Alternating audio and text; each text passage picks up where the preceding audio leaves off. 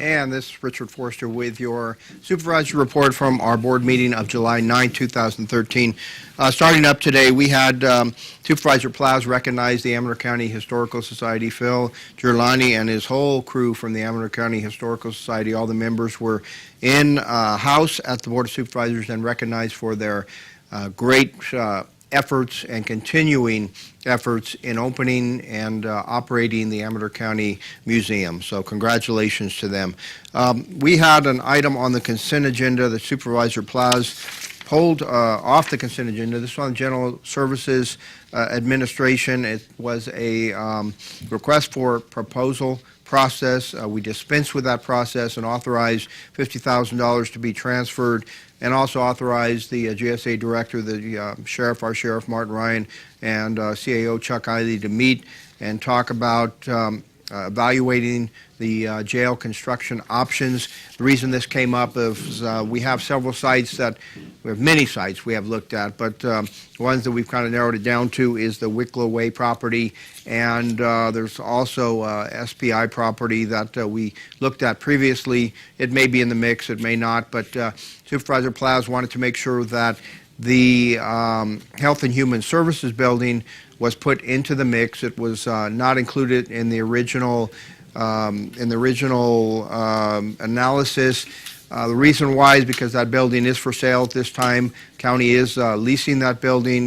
There was an opportunity it could present for the county to better its position all the way around if that were feasible. So that will be looked at also. So thanks to Supervisor Plas for bringing that forward. On the regular agenda on this day, Jackson Valley Irrigation District, Stephen Fredericks was in. He is the manager of the Jackson Valley Irrigation District. Basically, we were talking about implementation or approval of a $500,000 revolving line of credit. This it would be the second time that this was happened. I think previously it was a $200,000 revolving line, and the purposes are threefold that they're asking for on the board day. But on this day, previously, the request was for preliminary task so they could get money to come in and pay timely within 30 to 60 days. The state money coming out of their Prop 50 program takes 90 plus days to make its way to JVID. They want to have a timely reimbursement to their contractors. The preliminary task would be engineering, design, surveying, right-of-way acquisition, environmental review. So those people would complete their task, and then JVID would pay them out of this revolving line of credit. The state will then come back in at some point and reimburse JVID. JVID will reimburse the county. Second phase was for construction, the same type of scenario. The third phase is different here, where it was for, the request was for initial startup costs. What's happening is in the first phase, they built their treatment plant.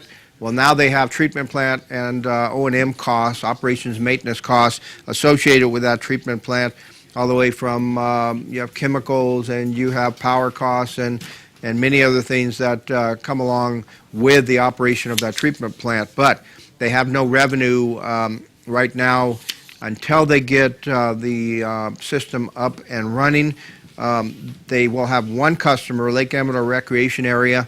That will be their one retail customer, not enough revenue there. So eventually they'll have 140 customers. Eventually they'll have a rate study done and a rate put in place to cover the costs and reimburse the county. The board did approve that contract after much discussion. And next up we have Mr. Bob Sleppy in regarding the Level 2 Infill Correctional Facility Project near Mule Creek State Prison. This would house 1,584, so it'd be a 1,584 bed facility. We finally got that straight. The answer we were given previously is if it's a double bunk, that still only counts for one. Well, we clarified that yesterday. No, it does not anymore. They have refined that language now where a bed is a bed, whether it's a single bed or a double bed, counting for two. You have some history given on Mule Creek.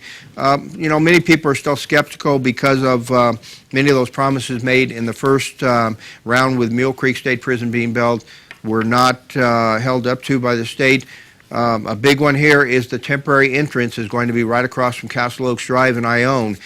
we want to make sure that is a temporary entrance. We don't want the prison entrance directly across from a residential, recreational area. So they are having 2 meetings on July 29th at 3 p.m. and 5 p.m. Evelyn Bishop Hall, as well as other community meetings. You can contact the board office 223-6470 if you have any desire to go to those meetings and want more information. We also had Dr. Oral Custer in talking about his concept of converting the old Preston Youth Correctional Facility into an educational campus for a college or university, and that's all the time I have today to talk about those issues. As I said, 223-6470. This is Supervisor Richard Forster, and we are going to a Rome segment.